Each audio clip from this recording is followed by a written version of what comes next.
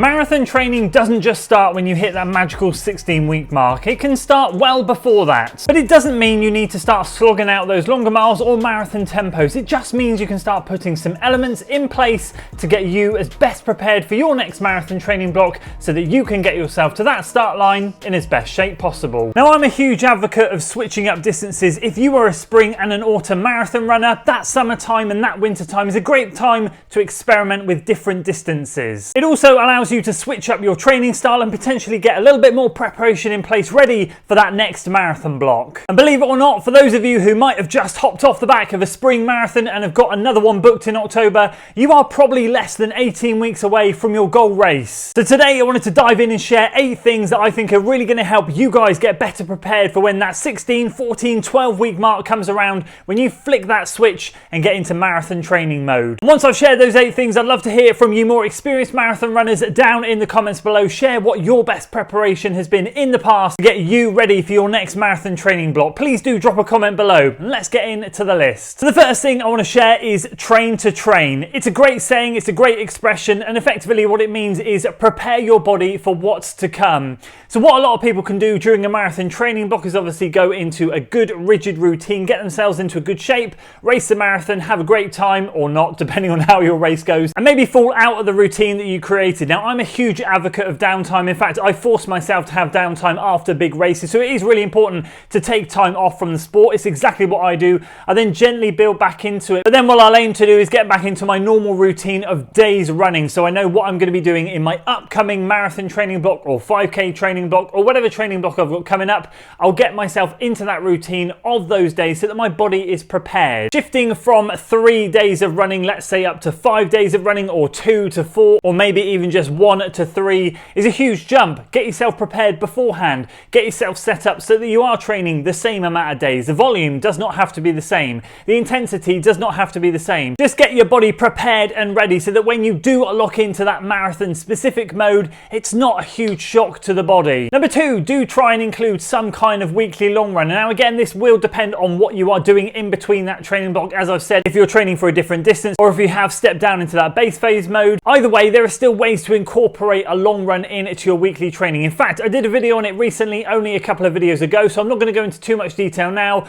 What I would reckon at this particular phase is to learn to throw in some surges into those long runs that you're doing. As I said, volume can come right down. You do not need to be doing anywhere near what you're going to be doing during marathon training. As long as it's a sensible percentage above what you're doing in the week just to make it that step up, then that is absolutely fine. And practicing some surges in the second half of those long runs is just going to prepare your body for some of those longer marathon training efforts. Again, I'll leave a link at the end of this video to that long run video so that you can see a little bit more of what I'm talking about. Number 3, build up some consistency over time. So once you have had that downtime, which I'm a huge advocate of, and you build back up into things, aim to string some decent consistent weeks together rather than having 1 or 2 big weeks coupled with a few smaller weeks. Again, just like prepping the body, your body will appreciate that consistent mileage and time on feet in the legs, and it will just set you up nicely to be able to handle what's to come, not only physically but mentally as well, because you're going to feel like you're already on the front foot. And don't forget, marathon training is just as much mental as it is physical. Just remember, it's not those peak weeks that define the marathon, it's the consistent ones. Number 4, if you need it, add strength in now. So if your last marathon training block exposed some weaknesses and you found that you knew you needed to work on something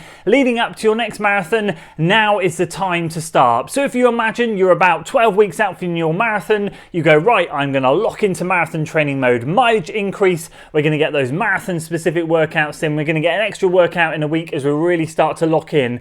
This is what I normally do. Fantastic, so you're going to do what you normally do. You at this point is stepping up the volume and the intensity. Then you go, oh yes, I remember my back went, or my calf went, or my hamstring went, so I'm going to get going with that strength training. So suddenly your body's gone from, let's say, a speed training block or a lower intensity base building block to suddenly going, right, volume increase, intensity increase, oh, and by the way, we're going to throw some strength work in there as well. I promise you, those 3 things combined is a recipe for disaster. Get your body used to that strength work now. Number 6, for those of you that have gone down into a base phase or very limited intensity in between your marathon blocks, this is a time to start throwing some strides in. Now, of course, some smaller speed sessions wouldn't go amiss. That would be absolutely fantastic, but you don't need anything big and voluminous at this stage. Once again, as we've talked, you are getting yourself back into the routine and prepping your body for what's to come. But some strides are just going to keep you feeling sharp. What we can often find during marathon training, even when we do incorporate sessions that are faster than marathon effort,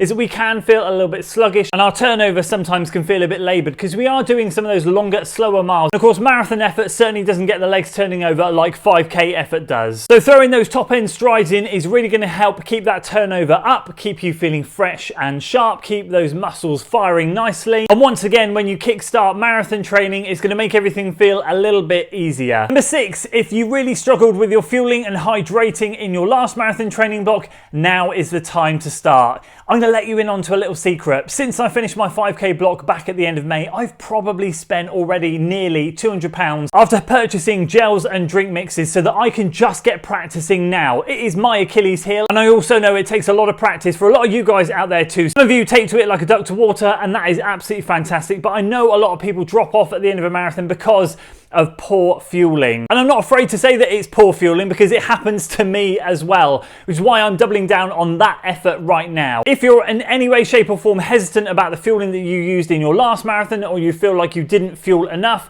then honestly, now is the time to get practicing, even on those smaller long runs or even in some of those more controlled sessions. Just continually getting your stomach used to taking on fluid and or gels, whichever way you do it, during those higher intensity periods, it's just going to get your stomach used to it over a period of time. I'm already finding a huge difference already, and I'm able to take on, even in just a 90-minute run, more carbs than I ever was to take on during a full marathon itself, which is great. And I'm still over 16 weeks away from my marathon that's booked up in October. Number 7, if you didn't get a chance in your last marathon training block, pencil in some days during this upcoming block and get it prepared now that you can do 2 or 3 race simulations. That means maybe if you are coaching yourself, or if you are using a coach or maybe an app, however you're getting to that marathon start line, maybe consider dropping in some longer marathon tempo runs where you might be doing sort of like 8 miles at marathon effort, 10 miles at marathon effort, and whatever you feel you can build up to. I often peak at in and around 16 miles at marathon effort, and that does me quite nicely. I use those as race simulation mornings, and since doing those, it's been the best thing. So I can get up, have race day breakfast, do everything that I would on race day, and get out the door and run a good chunk of marathon miles. Sometimes if we're beginner marathon runners and we're just literally aiming to complete the distance, and you've done that now and you're looking to kick on, then one of the most important things you can do is just practice to simulate race morning so that you know in your mind how it's all going to go. Nerves can absolutely run riot on those race mornings, and so by practicing it more and more in training, you're just going to be calmer on race day. And finally, number 8, it wouldn't be one of my videos if I didn't mention shoes.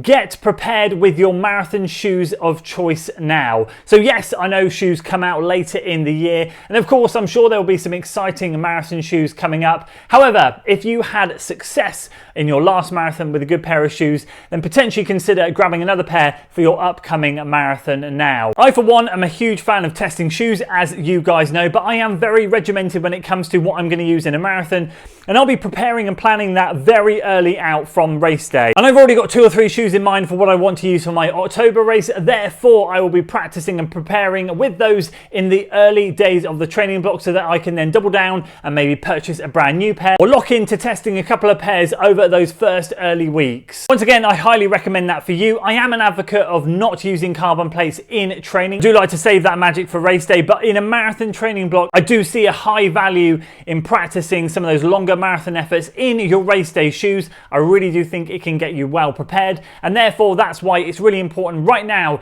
to be thinking about what you might be wearing on your feet on race day. So that's all the prep work that I can think of to hopefully help you guys get best prepared for your next marathon training block. I appreciate not all of these 8 points will apply to you, and I appreciate some of them you guys will already be doing. But if you can implement 1 or 2 of these before your next marathon training block, then I promise you, you will feel so much better going into that 16, 14, 12, 10, 8-week block, whatever your specific phase entails, you will feel much better. And as I said in the intro, I'd love to hear down in the comments below from you guys what your best prep advice is for people that are newer to running marathons. What do you find gets you in the best shape mentally as well as physically so that you are ready to embark on that specific marathon phase? Let me know down in the comments below. And following on from this video, guys, if you're interested in knowing more about long runs, I've done a video on that recently, like I touched on in point 16.2. I'll leave a link to that video up here. This will give you some ideas and some advice so that you are even more prepared leading into your next marathon, or if your marathon looked like this.